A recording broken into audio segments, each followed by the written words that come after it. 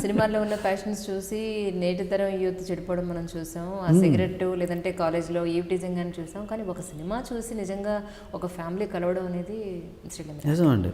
ఆ సినిమా చూసి కలిసిపోయి వాళ్ళు హైదరాబాద్ వచ్చారు. 50 మందికి హైదరాబాద్ వచ్చారు.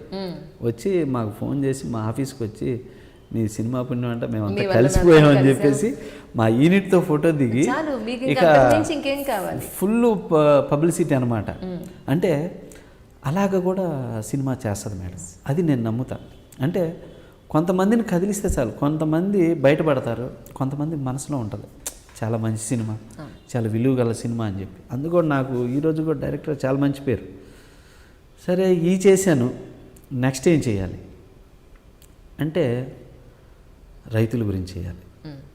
అంటే తర్వాత ఇంపార్టెంట్ రైతులు, బట్ వాళ్ళ పొజిషను చాలా దారుణం ఉంది ఇది అనుకుంటే కరెక్ట్గా అదే టైంలో హరికృష్ణ గారు ఫోన్ చేసి, సముద్ర నేను రైతుల గురించి సినిమా చేయాలనుకుంటున్నాను, నువ్వైతే బాగుంటుంది, మనం చేద్దాము అని. అదేంటి బాబు రైతుల గురించి ఎందుకు చేయాలనుకుంటున్నారు అన్న అంటేను, లేదు నాన్నగారికి చానాళ్ళ నుంచి ఉంది, అన్నీ చేశాను నేను రైతుల మీద చేయలేదు నాన్న, అది చెయ్యాలనేవాళ్ళు నాన్నగారు, కాబట్టి మనం ఆ సినిమా చేద్దాం, నువ్వైతే బాగుంటుంది అని చెప్పి హరికృష్ణ గారు కరెక్ట్గా ఆ టైంకి చెప్పేసరి, లేదు బాబు నా మనసులో ఇలా ఉంది అంటే ఇక అప్పుడు టైగర్ హరిశ్చంద్ర ప్రసాద్ అండి. ఓకే, రైతుల గురించి రీసెర్చ్ చేసి రైతు నాయకులను కలిసి ప్రభుత్వం కానీ ఏం చేస్తే వాళ్ళ ప్రాబ్లం సాల్వ్ అవుతాయి. ఆ సినిమా మీరు ఆశించినంత ఫలితాన్ని ఇచ్చిందంటారా? అంటే ఫలితాన్ని ఇచ్చిందండి. కమర్షియల్గా పెద్ద సక్సెస్ కాదు, కానీ ఈరోజు కూడా ఆ సినిమా చాలా మంచి సినిమా అంటారు. మెంటల్ సాటిస్ఫాక్షన్, జాబ్ సాటిస్ఫాక్షన్, ఆత్మ సంతృప్తి పడింది. అయితే ఇందులో అండి ఇంకా ఎంత లెవెల్ సంతృప్తి అంటే, ఇది రిలీజ్ అయిన కొన్నేళ్ల తర్వాత రజనీకాంత్ గారు నేను రైతుల మీద సినిమా చేయాలి, నాకు అలాంటి కథ ఉన్నవాళ్ళని కానీ అలాంటి సినిమాలు చేస్తున్న రెఫరెన్స్ సినిమా ఏమైనా ఉంటే ఇవ్వండి అని శివాజీ జరిగేటప్పుడు సుమన్ గారిని అడిగారు. సుమన్ విలన్ చేశాడు.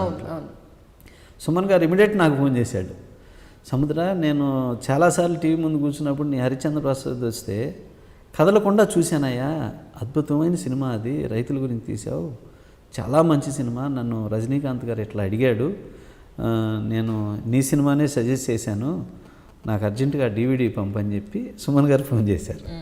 పంపిస్తే పంపించారు. తర్వాత మన సాయి కుమార్ బ్రదరు రవి ఉన్నాడు, రవిని అడిగాడంట, రవి ఇదే చెప్పాడు. ఇట్లా రజనీకాంత్ గారు ముగ్గురిని అడిగితే,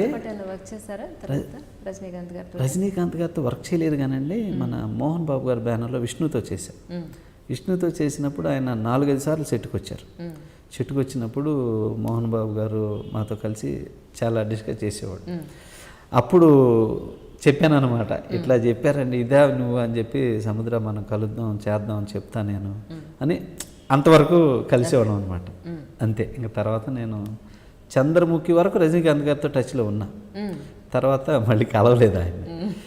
అయితే అండి అట్లాగా హరిశ్చంద్ర ప్రసాద్ రైతుల గురించి తీసిన తర్వాత హరికృష్ణ గారు ఏడ్చేవాడు స్పాట్లో, సీన్ స్టార్ట్ అని చెప్పేస్తే, చెబుత అంత సెన్సిటివ్, అసలు ఆ రైతులకు జరిగే బాధలు గుర్తొచ్చి ఏడ్చేసేవాడు.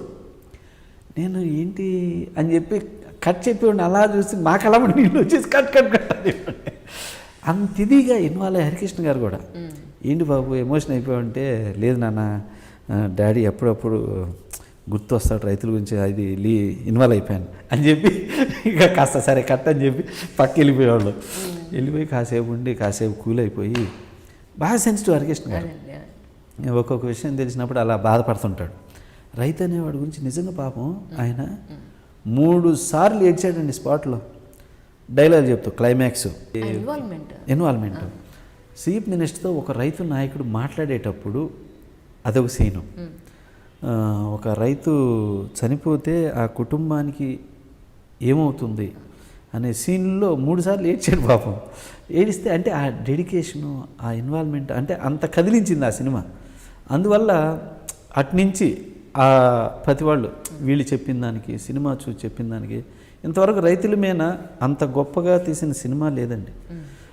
ఈవెన్ కూడా ప్రభుత్వాలు తీసుకున్నా, తెలుగుదేశం పార్టీ తీసుకోండి, కాంగ్రెస్ తీసుకోండి,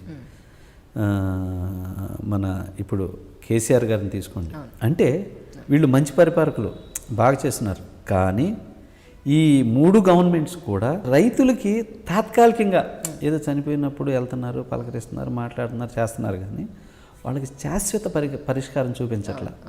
ఏదో ఇది చేసామా, అయిపోయింది, వచ్చామా అనేది ఉంటున్నాడు తప్పితే శాశ్వత ప్రాబ్లం సాల్వ్ చేసే నాయకుడు కనపట్లేదు. సో సపోజ్ ఇప్పుడు మోదీ గారు ఉన్నారు. మోదీ గారు ఇప్పుడు బ్లాక్ మనీ అన్నారు. ఆయన ఏదన్నా కానీ శాశ్వత పరిష్కారం ముందు ఇట్లా మారిస్తే కానీ ఇది అవ్వదు అని చేశాడు. నెక్స్ట్ అలవాటు లేదా, అలవాటు నేర్చుకుంటారు, నేర్పుదాం, రైతుకు కూడా నేర్పుదాం అని చెప్పి ఇప్పుడు ఎవడన్నా ఏమనుకోని తిట్టుకొని జిఎస్టీ తీసుకురండి, జిఎస్టీ తెచ్చారు. అంటే ఇటువంటి ప్రాబ్లంని సాల్వ్ చేస్తూ దేశాన్ని ముందుకు నడిపించే నాయకులు వస్తే డెఫినెట్గా చేస్తారు. ఇప్పుడు మోదీ గారు కూడా నెక్స్ట్ ఇలాంటి స్టెప్ సో ఎకనామికల్గా తీసుకుంటున్నారు కదా, నెక్స్ట్ రైతులకు కూడా చేస్తాడని నేను అనుకుంటున్నాను. అలాగండి కేసీఆర్ గారు కానీ చంద్రబాబు గారు కానీ కూడా ఇప్పుడు అవి ఇవి ఫైట్ చేస్తున్నారు. కానీ వాళ్ళు దీని మీద ఒక మనసు పెట్టి చేసి శాశ్వత పరిష్కారం చేయాలని ఏ నాయకుడైతే కంకణం కట్టుకుంటాడో అతను ఈ చరిత్రకారుడుగా మిగిలిపోతాడు అనేది నా నమ్మకం అన్నమాట. అవును, ఎందుకంటే మనం ఈరోజు ఈ 5,000 నోట్లకు పెడుతున్నాయంటే అది రైతు నాయకులం, రైతు కుటుంబం నుంచి వచ్చాం. కానీ రైతు అవ్వాలనుకో, రైతు నాయకుడు, రైతు కుటుంబం నుంచి వచ్చిన వాళ్ళు మినిస్టర్లు అయ్యారు, ఎమ్మెల్యే అయ్యారు, ఎంపీలు అయ్యారు, సీఎం అయ్యారు, ప్రైమ్ మినిస్టర్లు అయ్యారు. ఇలా అయిన ప్రతి వాళ్ళు కానీ రైతు పరిస్థితి మాత్రం అలాగే ఉంది. బట్ ఎవరో ఒకళ్ళు పుట్టి దాన్ని ఇది చెయ్యాలి అనేది అవ్వట్లా.